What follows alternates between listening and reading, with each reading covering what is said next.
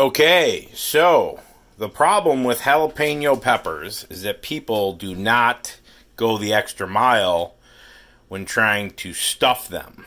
Okay, so with that, what you have here is you have some char grilled, skillet, seared, hot sausage, like Gianelli. I've got a little bit of garlic, fresh garlic cubes here. These are the King Trumpet and shiitake mushrooms. Also the golden oysters cut up because I need to dispose of the rest of those. Those are black olives. You've got roasted artichoke hearts here cut up. I've got the scallions, scallions. So I've got, these are green tomatoes that have turned red, but they're still a little bit firm. They're all de-seeded and de-skinned. Come over here, this is your Kerrygold cheese, and then fresh bacon, skillet fried bacon in there. And then over here, you've got a golden, russet potato, cut up. Everything needs to be small because you're putting them into. I like to leave them full and use a fishing knife to clean those out rather than cut them in half. People cut them in half a lot of times because it's theoretically easier to clean. But if you use a Rapala fillet knife, you can get right down in there very easily and clean those out. I've only got a few, and obviously I've got way more material than I need here to fill those, whatever it is, 1, 2, 3, 4, 7 little jalapenos, but, I'm one guy, so over here is the half a block of cream cheese and then a little left over that I had from the other one, just who knows how much ranch dressing. Then I put a little bit of this salsa picante, which I really love from the tacos the other day. And then obviously just some simple Red Hot. So there's some Old Bay seasoning just kind of dumped on there. And that's going to be kind of a base. So with that, I'm going to take my couple cubes of butter. And I'm going to cook things kind of in stages here. So first thing to go in is going to be the potatoes.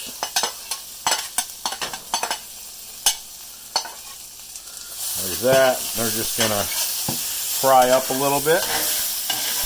Kind of soften them. And these are all going to end up in the air fryer once I stuff them. I'm probably going to put them on the, the crisping rack. I'm not 100% sure. But I think I'm going to go the crisping route to try to, dry them out a little bit. So I'm going to take those. And now I'm going to get my meats in there. Okay, the first things first. So I'm going to get my garlic in there as well. Get all that fresh garlic in there. Okay.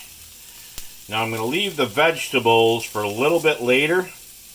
But I wanted my sausage in there. Back in there to heat. That's definitely one that I want to cook a little bit more. Because, these are all softer. So this is just, I want these to just kind of heat through and then, mix afterwards. Same with the cheeses. I mean, that should be hot enough. This cheese isn't going to go in the pan because then I'll end up with a big giant glob mess. Get my Old Bay out of there. Take my bacon bits. Alright, so in here right now is just the butter, the bacon bits, the sausage chunks, and the russet potatoes, right? So you kind of do this. And I've had the skillet up a little bit, just kind of heating. And don't worry if you get, a little black olive in there, it's just going to burn to death. That's alright. So you can really take a close-up look at that. I mean, look at that's just a nice filled base of sausage, bacon, russet potatoes, and garlic. And then we're just going to give it a nice sear. Turn up the heat a little bit here. Let that go. So now, while that's kind of browning a little bit, getting that nice skillet flavor on it, we're just going to come over here and really just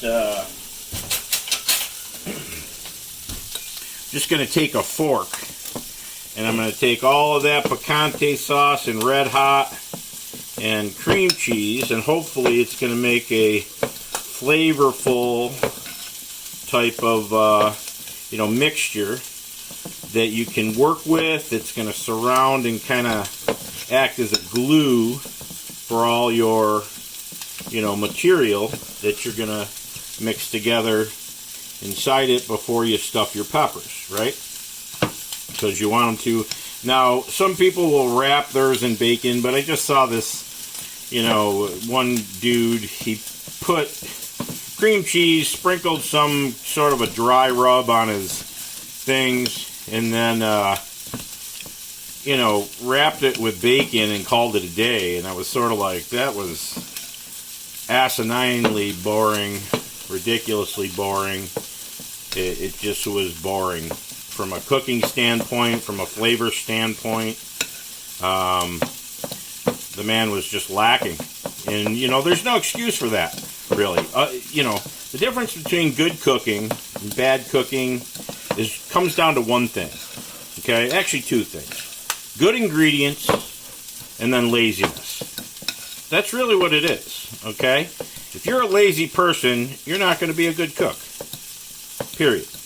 Okay, so you don't have to have the knowledge. You can take this ingredients and really get creative and burn the shit out of it. Okay, speaking of that, we'll move these around a little bit. So see, getting a little bit of the brown chips already. The garlic and the potatoes are softening. Nice and good. So, I mean, look at this. You got a nice, kind of flavorful cream cheese ranch, paste here that you're going to mix all this stuff with. How much of it and all that, obviously, like I said, all this is not going to fit in there, So, you let the potatoes cook a little bit, all right? And now that they're, kind of softened, they're not big pieces, so they're not going to cook as long as like a normal piece. And then you got to remember you're also going to throw them in the Ninja Foodie or the oven or whatever, it is you want to use. So I'm just going to put these in here fast. Try to get the scallions in and the artichoke hearts. Get our 3 kinds of mushrooms in there. And we'll just, this is only going to kind of ensure that your mix is consistent. You're doing it in a pan. You want all those flavors in there in such a small space. You've got a cream that's going to hold them together. Make some more material than you need. It's all right that you have more than you need. Because, even though I am cooking this up right now, I could take this, most of this, which is probably what I'm going to end up doing, throwing it in a freezer bag, and having my entire, base minus the cream cheese. You don't want to take the cream cheese and the ranch and the spices, I don't think, and freeze them, because it just, freezing dairy, other than butter, just comes out not good. So I'm not sure about that. I wouldn't do it, so I'm not gonna. So here we go. Now we got this, and I am debating whether to dump this cheese in here or not. And these are things that, this will mess up your pan. That's the Kerrygold cheese. But it also is kind of, harder. So will it lend some credence? And are you going to get enough heat for that to melt in your Ninja Foodie or your oven? I think so. So I'm not going to dump them. I'm going to stick with my initial gut feeling. Okay, this is looking nice and brown. If you look right in there, I mean, look at what that's looking like right now. You could almost eat that by itself as a, if you threw eggs in there, you'd have a nice, get the steam out of there, you'd have a nice, you know, omelet or whatever, you know, right there. So anyway, we're going to take a chunk of that and we're going to bring it over here. We're going to dump it in our cream cheese mixture.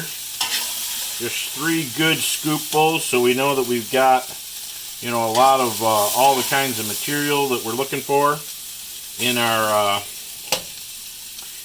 you know, in our peppers, you know, and we're going to start mixing. Now this is going to be moisture because you've heated up, you know, some of the vegetables and you've heated up some of the meat. So the heat is going to break down your cream, okay, and your spices that you mix together there. All right, which is kind of, you know, it's getting a little bit softer. You can kind of see it there. Just softening up, softening up, softening up. You know, I'm not the cleanest. I'm clean, but, you know, when I cook, shit flies around. So you're going to have to deal with that part. So that's looking pretty good. I think I'm going to, you know what? I think I'm just going to toss it all in there because, you know, I want it to be, you know, a faint taste, and I really want these things to come out. So I'm going to just toss it all in there, and, you know, whatever I keep, maybe I'll make an omelet in the next couple days, but anyway, that'll give you a good idea. Come over here. Now I want the cheese in, okay? So I'm going to try to get all that Kerrygold cheese down in there. So now we have all of our ingredients that we just made put together. And again, you're going to get some spillage when I mix. It just happens. I clean up later. And let's see here. Do that. Get it all nice and mixed together here. All those little Kerrygold bits in there. And they're going to start to heat up and break down a little bit. You know, as the heat hits them, they're going to begin to melt, just like cheese obviously does. Duh, right? So, I mean, look at that.